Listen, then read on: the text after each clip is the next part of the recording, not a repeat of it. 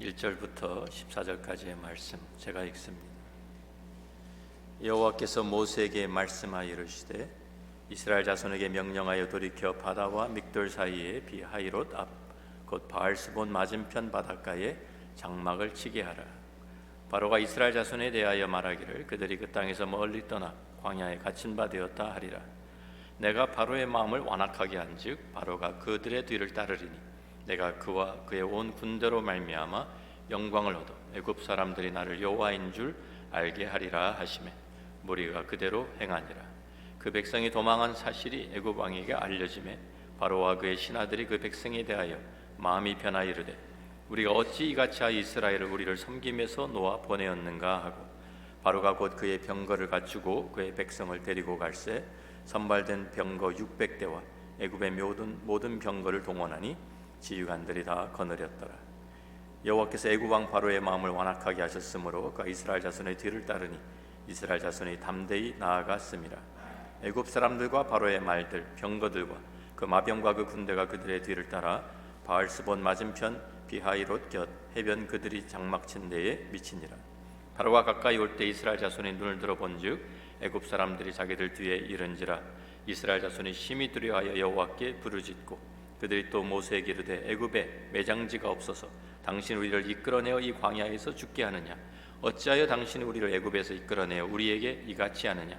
우리가 애굽에서 당신에게 이른 말이 이것이 아니냐. 이르기를 우리를 내버려 두라. 우리가 애굽 사람을 섬길 것이라 하지 아니하더냐. 애굽 사람을 섬기는 것이 광야에서 죽는 것보다 낫겠노라. 모세가 백성에게 이르되 너희는 두려워하지 말고 가만히 서서 여호와께서 오늘 너희를 위하여 행하시는 구원을 보라. 너희가 오늘 본 애굽 사람을 영원히 다시 보지 아니하리라. 여호와께서 너희를 위하여 싸우시리니 너희는 가만히 있을지니라. 아멘. 오늘이 출애굽기 14장의 내용은 출애굽기에서 아마 가장 잘 알려진 그러한 내용일 것입니다. 나이가 좀 드신 분들은 다 찰턴 헤스턴이 주연한 그 영화 10개 Ten Commandments 그 영화를 다 보셨을 줄로 압니다.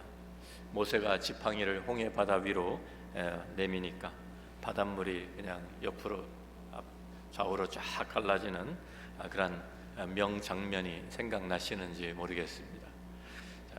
1956년도에 촬영을 한 그 영화인데 지금 생각해 보면 그 시대로는 상당히 참 대단한 그 스페셜 이펙트를 보여준 영화가 아니었나 생각이 됩니다.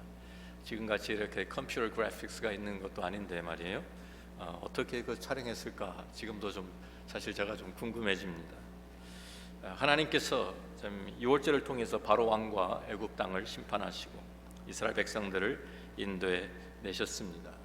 그리고 이제 약속의 땅 가나안 땅을 향해서 가는데 사실 가나안 땅으로 가려면 직통으로 갈 수 있는 길이 아주 쉬운 길이 있습니다. 지중해 해안을 따라서 바로 그냥 따라 올라가면 가나안 땅으로 바로 들어갑니다. 그래서 좀 그렇게 간다고 하면 애굽 땅에서 출발해서 그냥 그 해안을 따라 가지고 지중해 해안 따라 올라가면 이제 동북쪽으로 올라가는 것이죠. 그러면은 아무리 천천히 가도 일주일이면 다 갈 수 있는 그런 얼마 되지 않는 거리입니다. 그런데 그 길목에는 블레셋 사람들이 살고 있습니다. 아직 제대로 정비도 되어 있지 않고 준비가 되어 있지 않은 이스라엘 백성들 데리고 그 길로 가면 블레셋 사람들과 분명히 전쟁을 하게 되는데 이스라엘 백성들이 그 전쟁으로 인해서 낙심을 할까봐 하나님께서 방향을 돌리십니다. 출애굽기 13장 17절과 18절 말씀을 보면 이런 말씀이 나와 있습니다. 바로가 백성을 보낸 후에 블레셋 사람의 땅의 길은 가까울지라도 하나님이 그들을 그 길로 인도하지 아니하셨으니 이는 하나님이 말씀하시기를 이 백성이 전쟁을 하게 되면 마음을 돌이켜 애굽으로 돌아갈까 하셨습니다. 그러므로 하나님이 홍해의 광야 길로 돌려 백성을 인도하심에 이스라엘 자손이 애굽 땅에서 대회를 지어 나올 때에 그래서 그 좀 해변가 길을 따라가면은 쉬운 길이 있지만 하나님께서 그것을 방향을 돌려서 도리어 남쪽으로 홍해 쪽으로 그 광야로 하나님께서 인도하신 것입니다. 가까이 갈 수 있는 길을 놔두고 먼 길을 돌아가게 하셨습니다. 그리고 우리가 오늘 읽은 우리 출애굽기 14장 1절과 2절 말씀을 보면 여호와께서 모세에게 말씀하여 이르시되 이스라엘 자손에게 명령하여 돌이켜 바다와 믹돌 사이에 비하이롯 앞 곧 바알스본 맞은편 바닷가에 장막을 치게 하라 그랬습니다. 이스라엘이 사실 출발은 람셋에서 출발을 하죠. 그 델타 지역의 그 람셋이라는 곳에서 출발해 가지고 몇 번을 이제 지나오면서 진을 치고 장막을 치고 또 그 다음 날 또 이동하고 이렇게 한 것입니다. 그래서 그 장막을 쳤던 곳의 이름들이 출애굽기에 나와 있습니다. 우리 출애굽기 12장 37절 말씀을 보면 이스라엘 자손이 람셋을 떠나서 숫곳에 이르니 유아외에 보행하는 장정이 60만 가량이요라고 되어 있습니다. 그 다음에는 또 출애굽기 13장 20절에 보면 그들이 숫곳을 떠나서 광야 끝 에담에 장막을 치니, 그래서 점점 남쪽으로 이동하면서 이제 그 델타를 떠나서 숫곳에서 다시 또 더 광야 끝에 에담까지 가서 장막을 쳤다. 그리고 오늘 우리가 본 이제 홍해를 건너기 전에 애굽 땅을 이제 홍해를 건너면 애굽 땅을 벗어나는 것이 되겠죠. 그리고 벗어나기 전에 마지막으로 장막을 친 곳이 오늘 우리가 읽은 말씀 그 홍해 앞 바다 앞에 이 믹돌 사이에 바다와 믹돌 사이에 비하이롯 앞이다. 바알스본 건너편에는 홍해 반대편에는 바알스본이라는 곳이 있고요. 그 맞은편에 이제 장막을 쳤다라고 말씀하고 있습니다. 지금 이 지명들이 분명히 어디인지를 우리가 알 수는 없습니다. 분명한 것은 애굽의 델타 지역을 떠나서 남쪽으로 내려오면 지형이 변합니다. 저 델타 지역은 평평한 이제 평야 지역이죠. 그런데 그래서 남쪽으로 이렇게 이동하다 보면 점점 산이 많아지고 아주 큰 산맥이 가로막고 있는 그러한 지형이 거기 기다리고 있습니다. 그런데 그 큰 산들이 가로막고 있어서 더 이상 나아갈 수도 없고, 그리고 이제는 홍해 바다 앞까지 왔는데 그곳에 이렇게 산과 바다로 가로막힌 곳에 장막을 친 것입니다. 그러니까 막다른 골목에 온 것입니다. 군사 전략적으로 이것을 보면 그것은 아주 어리석은 곳을 택해서 장막을 치게 한 것이죠. 바로 왕도 이스라엘 백성들이 이제 이곳으로 간 것을 알고 뒤쫓아오면서 이제 이스라엘 백성은 도간에 든 지다 아주 자신만만하게 쫓아왔을 것입니다. 애굽의 모든 군대 또 특별 병거 600대 애굽의 모든 병거들을 다 동원해서 이스라엘 백성들을 다시 사로잡기 위해서 뒤쫓아옵니다. 자, 문제는 하나님께서 이스라엘 백성들을 이곳으로 인도하셨다는 것입니다. 하나님이 명령하신 대로 순종했더니 이곳까지 왔는데 와보니까 막다른 골목입니다. 삼면이 다 바다로 산으로 막혀 있고 애굽의 온 군대가 그들의 뒤를 추격해 옵니다. 우리도 살다 보면 이런 막다른 골목에 다다를 때가 있죠. 우리가 사방으로 다 우겨쌈을 당한 것처럼 그렇게 갇혀서 아무것도 할 수 없는 상황에 처해 보신 적이 있으십니까? 앞으로도 나갈 수도 없고 뒤로 갈 수도 없고 진퇴양난의 그런 상황 속에 들어간 그런 경험 해보신 적 있으십니까? 이러한 상태를 영어로는 helpless and hopeless situation 이라고 우리가 말할 수 있겠습니다. 저는 젊은 나이에는요, 제가 대학교 3학년 때 예수님을 만나고 인격적으로 주님을 만나서 헌신하고 신학교를 가고 목사가 되었지만 참 젊은 나이는 목사가 되어서도 아주 세상을 자신만만하게 살아온 사람입니다. 나보다 똑똑한 사람이 있으면 나와보라 그래. 그러면 이제 생각을 가지고 아주 자신만만하게 살았던 사람이에요. 그런데 제가 아무것도 할 수 없다라는 그 경험을 제가 깨달은 경험에 한 적이 있습니다. 제가 전에도 한번 말씀드린 적이 있지만 26년 전에 제 막내 아들이 태어났을 때 예상보다 3개월이나 일찍 태어나가지고 태어났는데 숨을 쉬지 못합니다. 폐가 다 닳지 않은 상태에서 태어났기 때문에 태어나자마자 의사들이 인공호흡을 막 해가지고 산소 공급을 받으면서 큰 병원으로 앰뷸런스에 실려서 이제 갔습니다. 아들이 태어났는데 우리는 만져보지도 못하고 안아보지도 못하고 병원으로 실려갔어요. 그 병원에 따라가 보니까 인큐베이터 안에 들어가 있는데 뭐 모든 그 펌프가 다 거기에 그 공급을 영양 공급을 하는 그 호스도 끼어 있고 이 산소 마스크도 있고 여러 가지 그냥 그 다 줄들이 다 있는데 거기에 인큐베이터 안에 들어가 있는데 제가 그것을 보면서 참 이 아이를 위해서 뭐라도 할 수 있으면 좋겠는데 제가 할 수 있는 게 아무것도 없더라고요. 아무것도 할 수 없어요. 정말 제가 그렇게 무기력한 존재라는 것을 그때 처음 제가 깨달았습니다. 정말 나는 helpless한 이런 사람이구나. 우리가 믿는 사람들이라 할지라도 우리가 살아가면서 이런 일을 당할 때가 있습니다.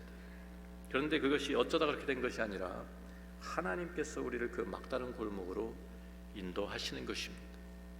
우리가 하나님이 모든 것을 주관하시고 모든 것을 통치하시는 하나님이라는 것을 우리가 믿는다고 하면 하나님께서 또한 우리를 이러한 막다른 골목으로 인도하셨을 때에는 분명한 하나님의 뜻과 하나님의 목적이 있는 것을 우리는 또한 믿어야 할 것입니다. 하나님께서는 무엇을 하고 계시는지 우리는 알지 못하지만 하나님은 분명히 알고 계십니다.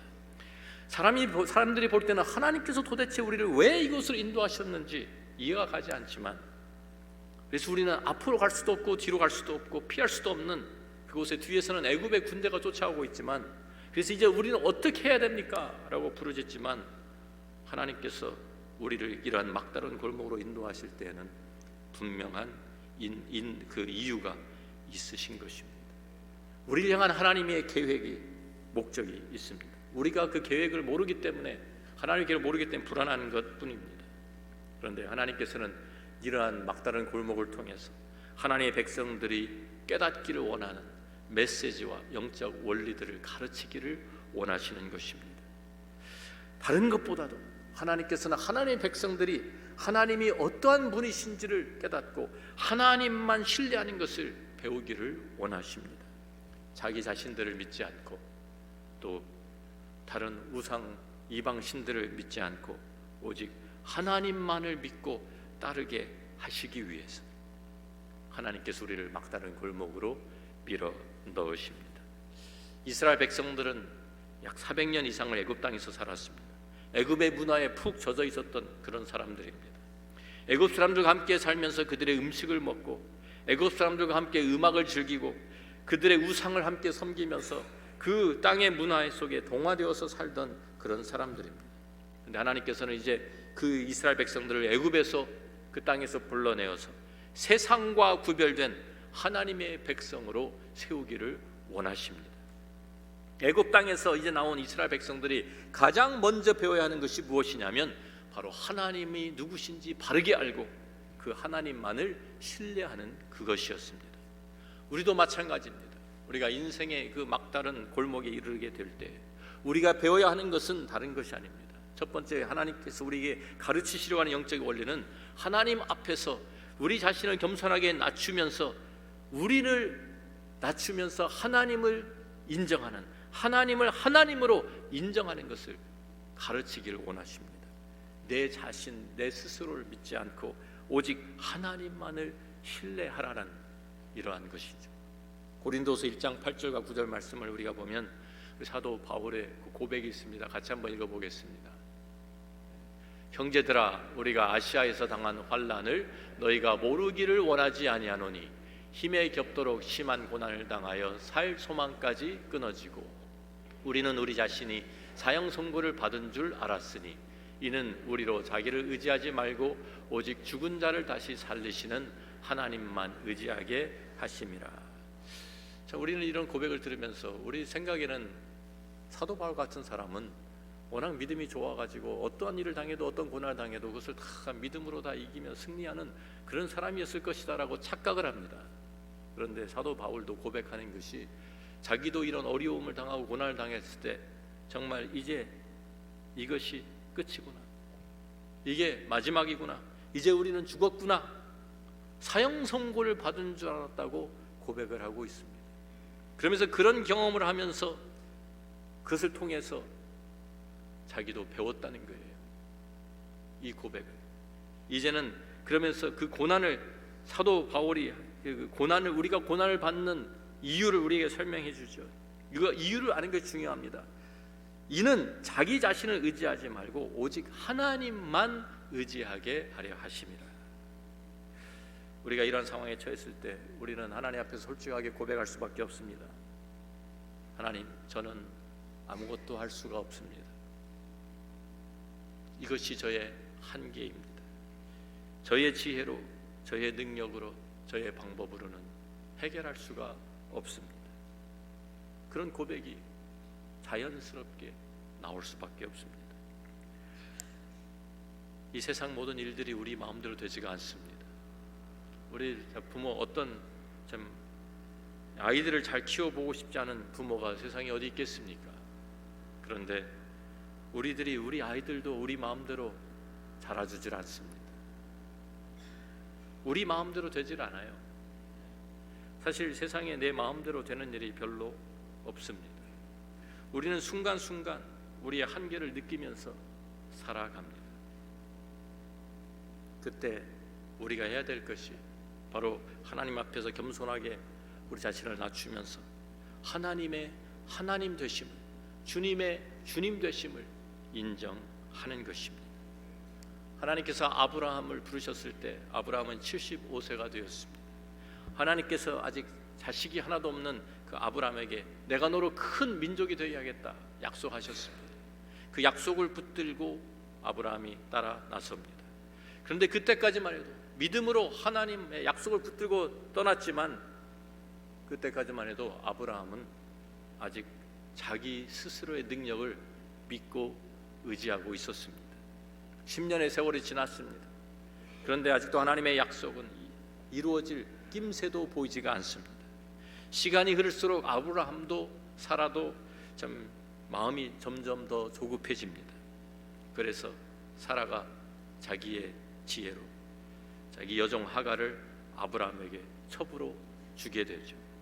이렇게 해서라도 시간이 더 늦기 전에 대를 이어야 할 것이 아닌가, 우리가 아직도 기회가 있을 때 아들을 낳아야 할 것이 아닌가.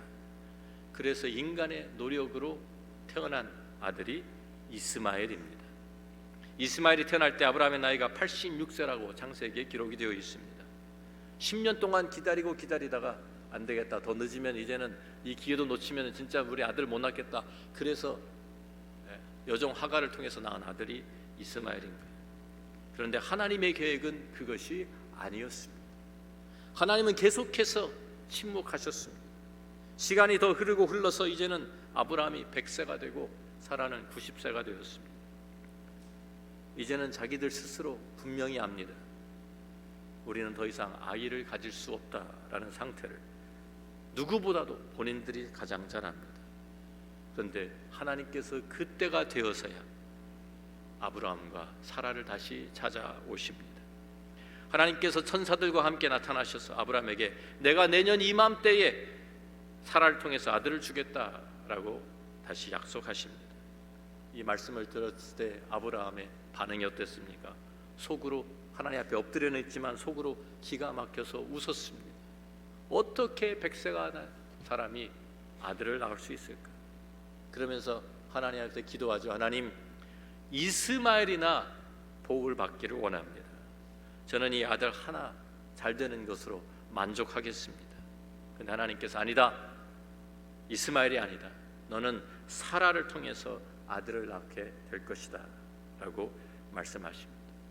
나중에 이 대화를 또 대화가 다시 반복될 때 사라가 장막 뒤에서 그 내용을 듣죠.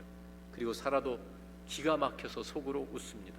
어떻게 100세가 된 90세가 된 할아버지 할머니가 아들을 낳을 수 있다는 말입니까? 하나님, 농담하지 마세요 하고 웃은 것입니다. 사라가 웃으니까 하나님께서 그게 말씀하시죠.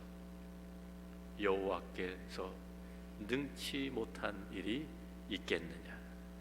여호와께 능하지 못한 일이 있겠느냐? 바로 이 레슨을 주시기 위해서, 이 믿음을 심어주시기 위해서 일부러 25년이라는 시간을 하나님께서 기다리신 것입니다. 자기 자신들을 포기할 때까지. 아브라함과 사라가 완전히 자기들의 그 한계에 도달해서 자기 자신들을 포기하고, 하나님, 우리는 할 수 없습니다. 하나님의 기적 외에는, 하나님의 능력 외에는 이것은 불가능합니다 라는 고백이 나올 때까지 기다리신 것입니다. 그런데 바로 그때가 하나님의 타이밍입니다. 바로 이때가 하나님이 역사하시는 때입니다. 불가능을 가능하게 하시는 하나님이심을 우리에게 보여주시는 것입니다. 여호와께 능치 못한 일이 있겠느냐? 우리가 막다른 골목에 다다랐을 때 하나님 앞에 우리가 겸손하게 우리가 낮추고 고백해야 합니다. 하나님, 우리는 할 수 없습니다. 우리는 불가능합니다. 그리고 또다시 고백해야 합니다. 그러나 하나님께는 모든 것이 가능합니다. 인생의 막다른 골목에 이르렀을 때 우리가 배워야 할 두 번째 영적 원리는 바로 그때가 하나님의 얼굴을 구하고 기도할 때라는 것입니다.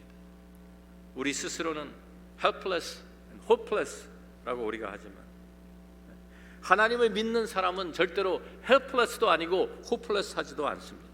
왜? 하나님이 우리의 도움이 되시기 때문입니다. 우리가 하나님을 믿을 때 하나님께서 우리에게 새로운 소망을 주시기 때문입니다. 우리가 잘 아는 시편 121편 1절과 2절 말씀을 우리 같이 읽어봅니다. 내가 산을 향하여 눈을 들리라. 나의 도움이 어디서 올까? 나의 도움은 천지를 지으신 여호와에게서로다. 그렇습니다. 우리가 하나님을 향해서 눈을 들어야 합니다. 나의 도움이 어디서 올까?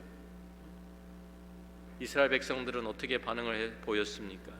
바로 왕이 병거를 이끌고 자기들 잡으려 오는 것을 보고 심히 두려워해서 여호와께 부르짖었습니다. 그리고 모세에게는 원망과 불평을 늘어놓습니다. 출애굽기 14장 11절 12절을 다시 읽어보면 그들이 또 모세에게 이르되 애굽에 매장지가 없어서 당신이 우리를 이끌어내 이 광야에서 죽게 하느냐? 어찌하여 당신이 우리를 애굽에서 이끌어내 우리에게 이같이 하느냐? 우리 애굽에서 당신에게 이른 말이 이것이 아니냐? 이르기를 우리를 내버려 두라. 우리가 애굽 사람을 섬길 것이라 하지 아니하더냐? 애굽 사람을 섬기는 것이 광야에서 죽는 것보다 낫겠노라. 사실 이것은 모세를 향한 원망이 아니라 하나님을 향한 원망이었습니다. 이것은 사실 기도라고도 할 수 없는 것입니다. 그냥 한탄하고 넋두리하는 그런 수준입니다. 그런데 하나님께서 이스라엘 백성들에게 믿음을 심어주시기 위해서, 하나님이 정말 어떠한 분이신지를 보여주시기 위해서 이스라엘 백성들이 막다른 골목으로 밀어넣으시고 하나님께 기도하는 것을 가르치십니다. 기도하는 것을 배워야 하는 것이죠. 사람들은 다급한 상황에 들어가면 거의 다 모든 사람들이 하나님을 찾고 하나님께 기도하게 되어 있습니다. 보통 때는 기도하지 않던 사람이 다급한 일을 당하면 하나님을 찾고 새벽 기도를 하고 그럽니다. 그게 우리의 모습입니다. 그런데 그런 기도도 하나님께서 응답하십니다.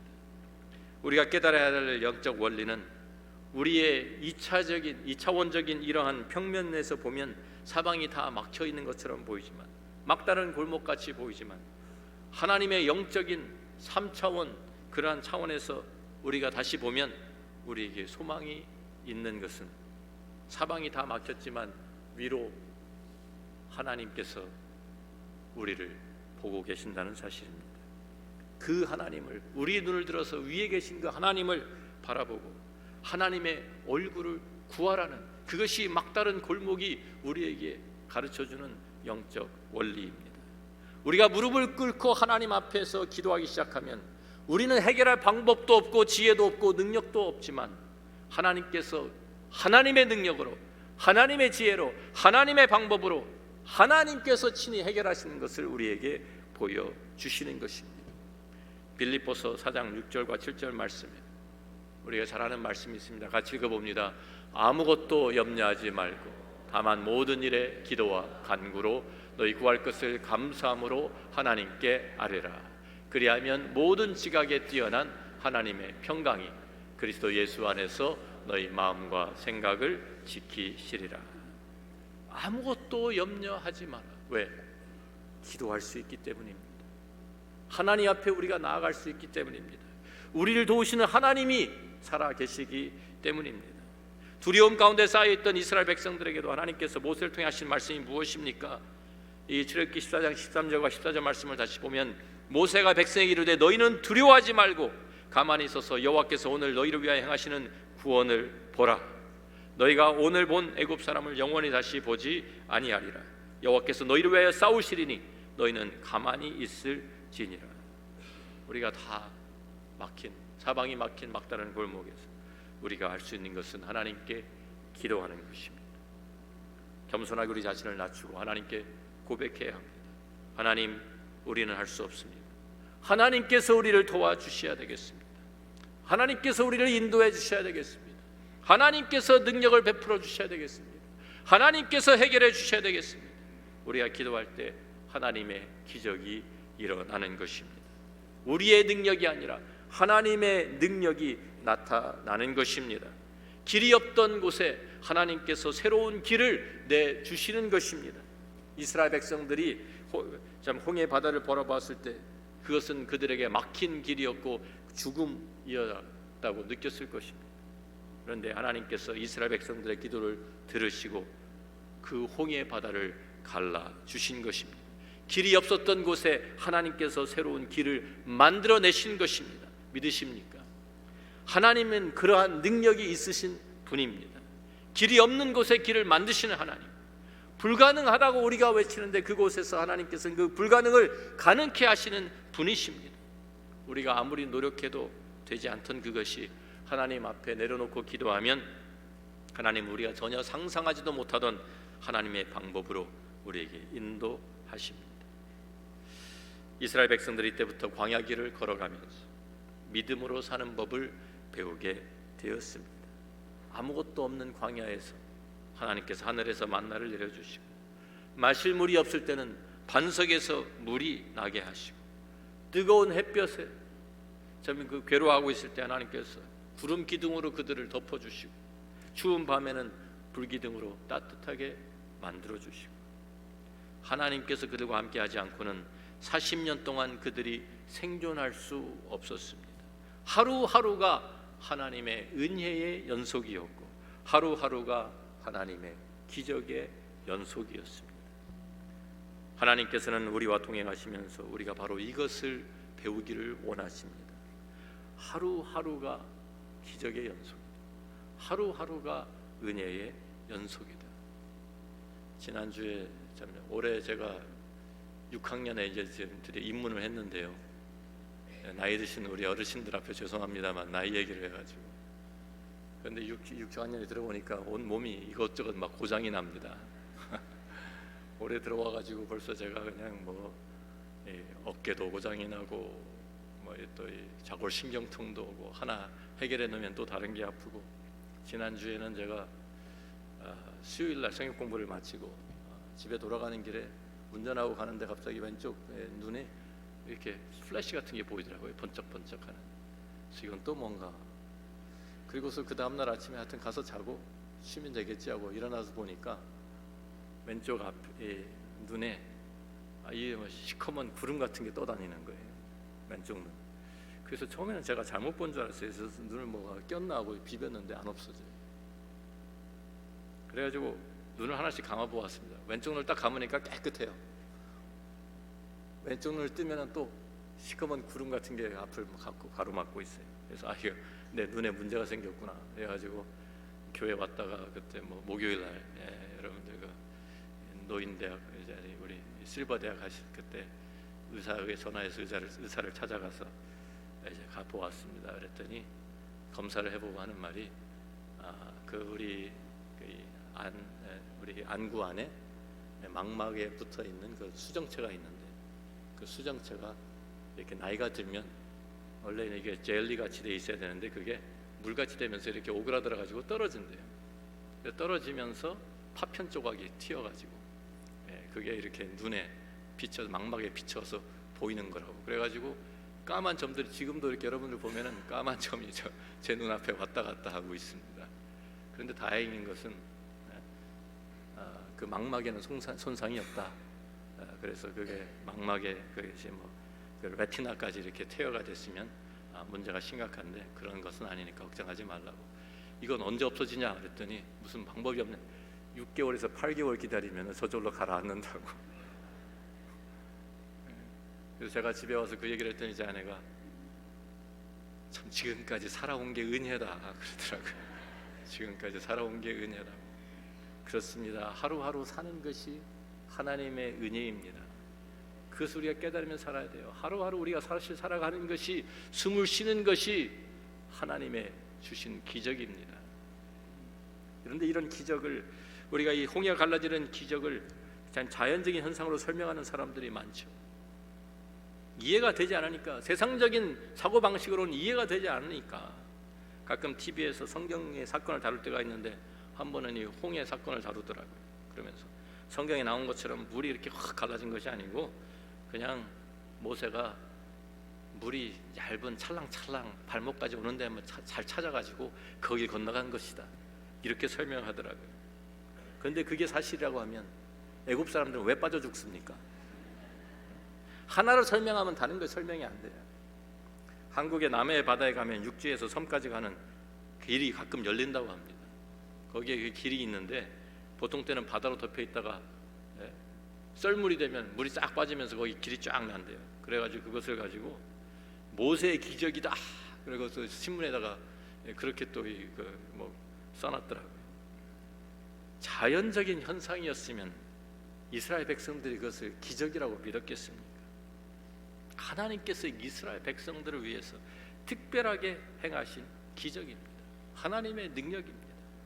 우리가 모세의 10개 그 영화를 보면은 양쪽에 물벽이 확 생기고 그 가운데를 이렇게 통과하는데 사람들이 물벽을 보면서 막 이렇게 지나가죠. 그런데 그렇게 통로가 좁았다고 하면 그 영화에 나오는 것처럼 이스라엘 백성들이 200만 명인데 그렇게 통과하면은요 한 달이 걸려도 다 못 지나간대요. 홍해를 건너려면 한 달이 있어야 돼, 한 달 시간이. 그런데 하룻밤에 다 건너야 되잖아요. 200만 명이 하룻밤에 건너기 위해서는 이 학자들이 그 폭이 2마일은 돼야 된다고. 2마일.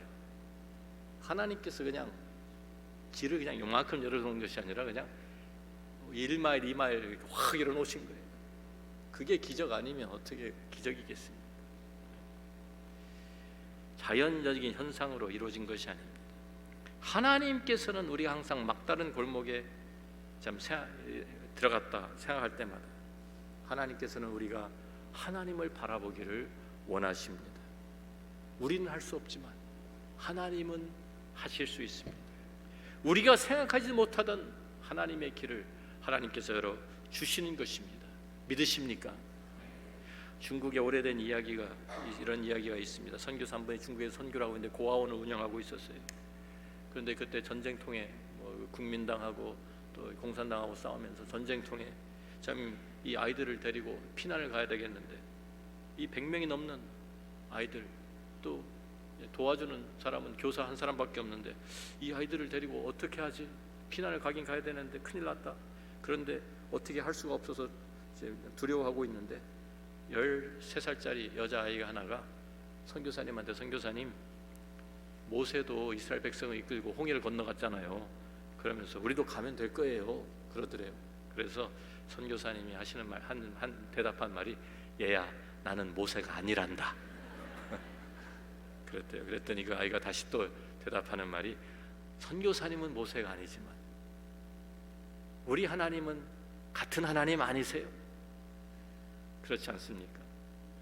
그래서 그 말에 힘을 얻어가지고, 그래, 우리가 믿는 하나님 같은 하나님, 모세를 위해서, 이스라엘 백성을 위해서 홍해를 갈라주신 하나님이시지. 그래서 100명을 이끌고 그 전쟁통을 빠져나왔는데 하나도 다치지 않고 무사하게 안전한 지역으로 피신했다라는 간증을 쓴 글을 제가 본 적이 있습니다. 우리는 물론 모세가 아닙니다. 그렇지만 우리에게 달린 것이 아닙니다. 홍해를 가르신 하나님은 지금도 살아서 역사하시는 우리의 하나님이십니다. 우리와 함께 하시는 하나님. 너희는 두려워하지 말고 가만히 있어서 여호와께서 오늘 너희를 위하여 행하시는 구원을 보라. 이 하나님과 홍해를 가르신 하나님, 우리의 불가능을 가능케 하시는 하나님과 함께 동행하시며 승리하시는 우리 십자가의 교회 성도 여러분이 되기를 주의 이름으로 축원합니다. 기도하겠습니다. 좋으신 아버지 하나님, 감사합니다. 우리가 보기에는 막다른 골목이지만 바로 그곳은 우리가 하나님을 더 깊이 알 수 있고, 바로 그곳은 하나님의 기적을 체험할 수 있는 현장인 줄로 믿습니다.